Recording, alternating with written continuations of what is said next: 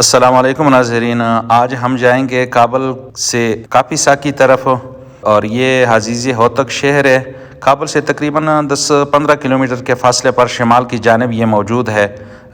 यहाँ से हमारी रवानगी होगी। ये असल में तो है बहुत छोटा शहर लेकिन काफ़ी सरगर्म है। शिमाल की जानिब ये एक ही रास्ता जाने वाला है। इस वजह से तमाम शुमाली लोग और शुमाली गाड़ियाँ जितनी भी आती है तो इसी रोड से गुज़र कर काबल की तरफ जाती है। हमारा रक्षा भी यहाँ पे खड़ा है, मुंतज़िर है और इसी रक्षे में इंशाल्लाह हम जाएंगे कापिसा की तरफ। थोड़ा खाने पीने की चीज़ें ख़रीद कर इंशाल्लाह हम निकलेंगे। तो यहाँ से हमारा सफ़र शुरू हुआ। शहर अजीज़ होतक से जो ही बाहर निकलेंगे शिमाल की जानिब तो आपको मिलेंगे बड़े बड़े कोयले की ढेर और बड़ी बड़ी मशीनरियाँ मिलेंगी।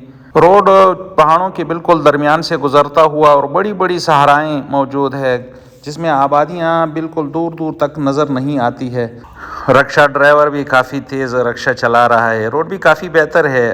शिमाल की तरफ जो रोड बनाया गया है काफ़ी बेहतरीन रोड है। बगराम रोड पे हम मौजूद है, काबल से बगराम की तरफ जाने वाली रोड।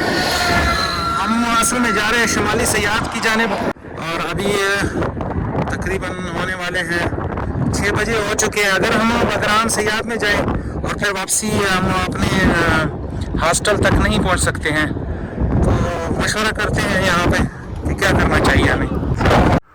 तो मशवरा दोस्तों की जानिब से यही हुआ कि हम सयाहत ज़रूर जाएंगे। अगर रात वहाँ गुजारना पड़ा तो रात भी वहाँ पर गुजारेंगे इंशाल्लाह।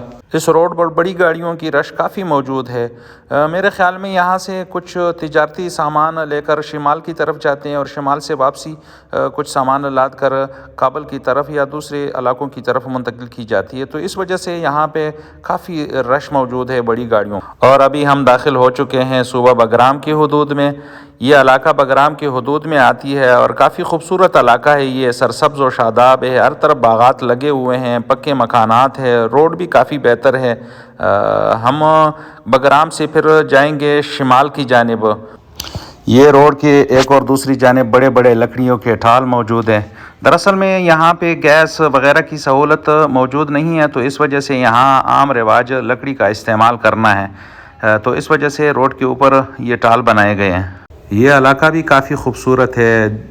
रोड के एक और दूसरी जानिब काफ़ी बागात लगे हुए हैं। दरअसल में ये दरख्त तमाम के तमाम फ्रूट, बादाम, पिस्ता वगैरह के लगे हुए हैं। यहाँ पे कोई भी इस तरह दरख्त आपको नहीं मिलेगी जो फ्रूट या किसी खुश्क मेवे जात की ना हो। और दूसरी बात यह कि हर बाग के इर्द गिर्द कच्ची दीवार बनाई गई है, उसके लिए बाड़ लगाया गया है कच्ची मट्टी का। असर की नमाज का वक्त भी हो चुका है तो इंशाल्लाह रोड के किनारे पे मस्जिद देकर हम रुकेंगे और वहाँ पे असर की नमाज अदा करेंगे और उसके बाद फिर इंशाल्लाह अपनी सफ़र को जारी और सारी रखेंगे।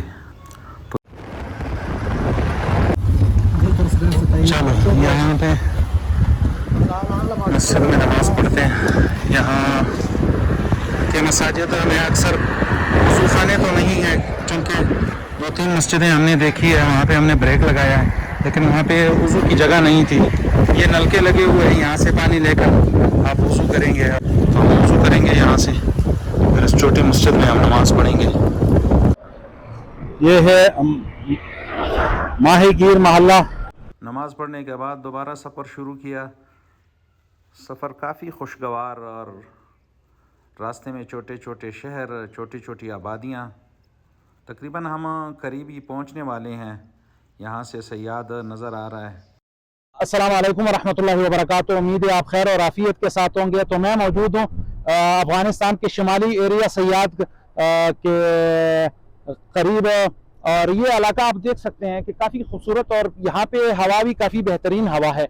और यहाँ ये शुमाली इलाके जात से ये पानी आ रहा है। शुमाली मसलन पंजशेर के इलाके से, पहाड़ों से ये बर्फ़ का पानी है और ये बर्फ़ का पानी काफ़ी ठंडा और काफ़ी मज़ेदार पानी है। और इस पानी के बिल्कुल साथ ये छोटे छोटे से खेमे बने हुए हैं। यहाँ पे सयाह लोग आके यहाँ पे रेस्ट करते हैं, खाना पीना वगैरह, यहाँ पे होटल भी मौजूद हैं, यहाँ पे रहायश गाह भी इख्तियार कर सकते हैं।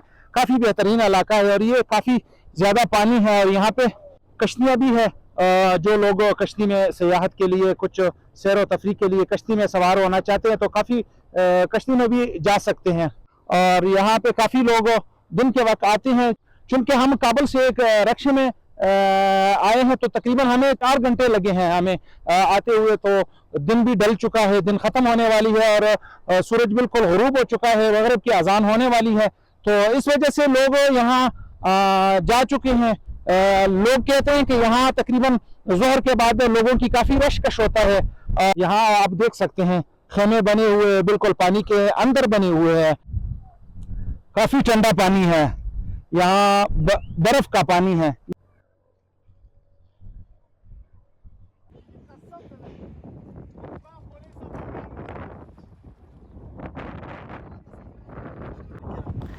हम अपने साथ तरबूज भी लाए हैं और तरबूज को अभी सूरज गुरूब हो चुका है और रात के वक्त सयाद का कुछ नज़ारा इस तरह होता है, बिल्कुल दरिया के किनारे। देसी फ्रिज है, यहाँ पानी ठंडा है, लोगों ने यहाँ बोतलें वगैरह पानी में डाल के ठंडा करते हैं। यहाँ फ्रिज की ज़रूरत नहीं है क्योंकि पानी काफ़ी ठंडा है यहाँ पे। अब हम रिक्शा ड्राइवर के एक दोस्त की इसरार पर हम उसके साथ रहेंगे, हम वापस काबुल नहीं जाएंगे। तो काफ़ी इसरार किया था, उस वजह से हम अभी उसके घर पे जाते हैं। रहाइश इंशाल्लाह और रात का वही होगा, फिर सुबह काबुल की तरफ निकलेंगे।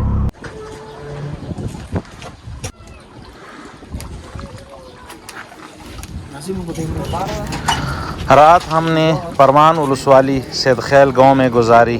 काफ़ी ठंडा रात, लोगों की मोहब्बत और खुलूस हमें मिला, काफ़ी मेहमान नवाजी की। सुबह 7 बजे हमने एक घर में रक्षा खड़ा किया था, वहाँ से रक्षा निकाला। महल्ले वालों ने रास्ता बना के दिया, पानी में पत्थर रखे।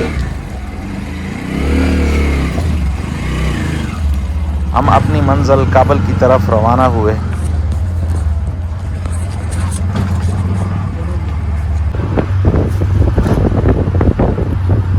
अस्सलाम वालेकुम रहमतुल्लाहि व बरकातुहू।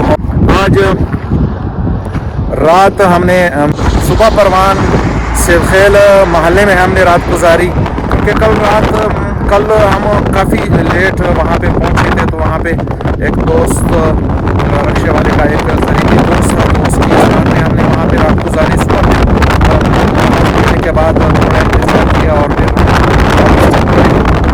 हम अभी काबुल की तरफ जा रहे हैं। तो हम थोड़ा इधर स्टे करेंगे, इंतज़ार करेंगे। तकरीबन 2 घंटे हमने रक्शे में सफ़र किया। हम खैर और आफ़ियत के साथ काबुल शहर पहुंच चुके हैं। अब्दुल हक चाराई, अब्दुल हक चौक के पास।